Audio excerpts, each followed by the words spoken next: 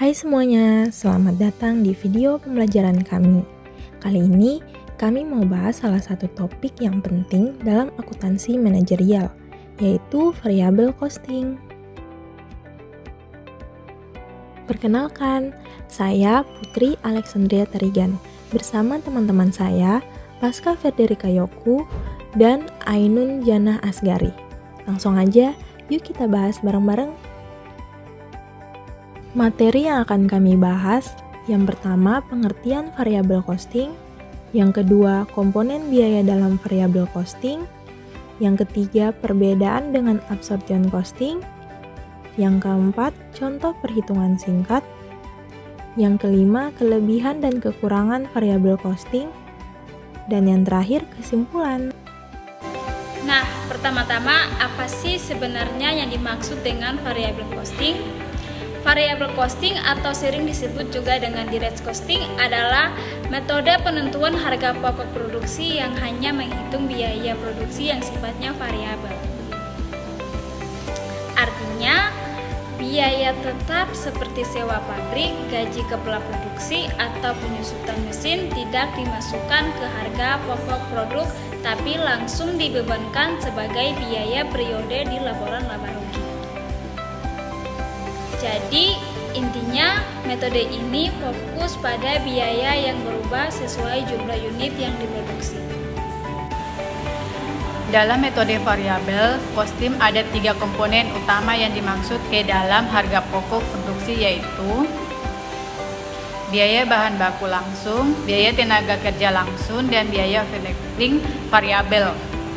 Sementara itu, biaya tetap seperti sewa bangunan atau gaji pegawai tetap tidak masuk dalam perhitungan harga pokok, tapi dicatat langsung ke beban pada periode tersebut.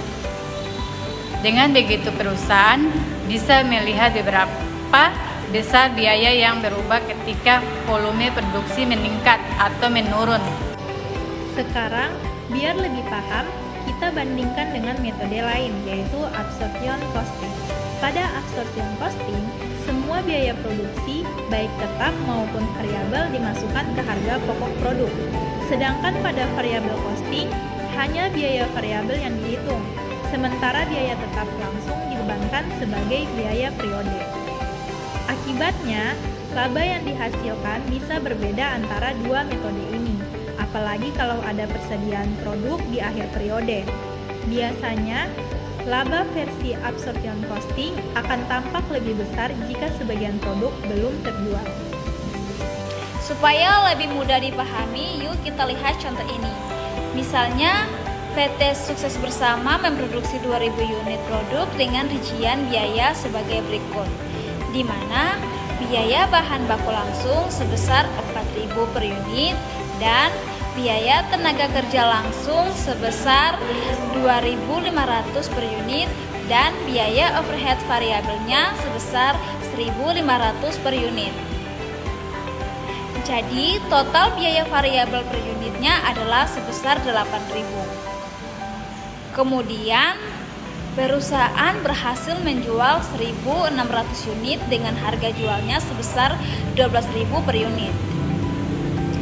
Sementara biaya tetap total selama periode tersebut adalah sebesar 3 juta rupiah.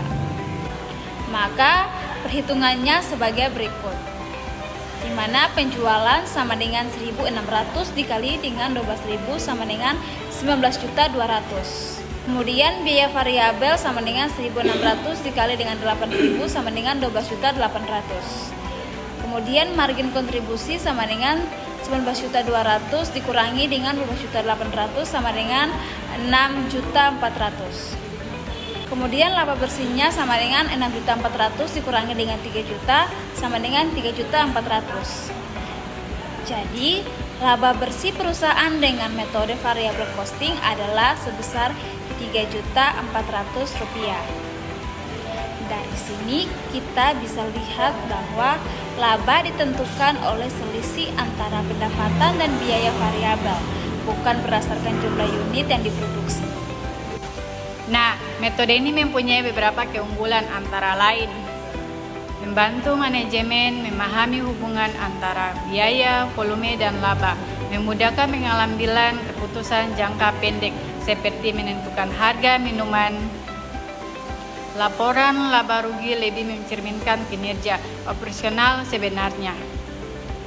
Tapi tentu saja ada juga keterbatasannya. Metode ini tidak bisa digunakan untuk laporan keuangan eksternal karena tidak sesuai dengan standar akuntansi keuangan umum. Jadi, variabel kostum lebih cocok untuk keperluan internal manajemen.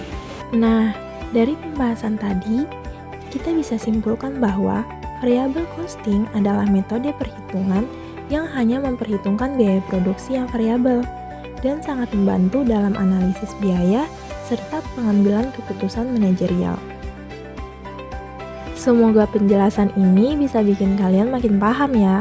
Terima kasih sudah menonton video kami. Jangan lupa like, share, dan subscribe kalau kalian suka video pembelajaran seperti ini ya.